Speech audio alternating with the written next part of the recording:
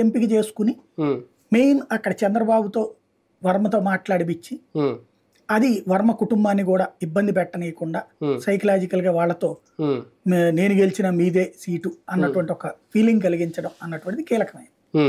ఆ ఇంపాక్ట్ అక్కడ పూర్తిగా పాజిటివ్ అయింది. పవన్ గెలుపు జనసేన పార్టీ భవిష్యత్తుని ఇప్పుడు ఏమైనా నిర్దేశిస్తుందా కొత్తగా? పవన్ కళ్యాణ్ గెలుపు ద్వారా జనసేనకి ఫ్యూచర్లో 3 పాయింట్లు పనికొచ్చినాయి. ఒకటి, జనసేనకి గుర్తింపు వచ్చేసింది. ఈ దఫా కామన్ సింబల్ ఉండిపోతుంది, ఇంకా భయపడాల్సిన అవసరం లేదు, గాజు గ్లాస్ గుర్తు ఫిక్స్ అయిపోతుంది. నెక్స్ట్ ట్రిప్ ఇండిపెండెంట్లకు ఇవ్వరు, అది ఇంకెవరు. అది ఒక ఆస్పెక్ట్ పవన్ కళ్యాణ్. రెండవ కాన్సెప్ట్ వచ్చేటప్పటికి పవన్ కళ్యాణ్ కి రాజకీయంగా అతనికి చేత కాదనుకోవడానికి లేదు, వైసీపీని తనకంటే తక్కువకు తెచ్చాడు.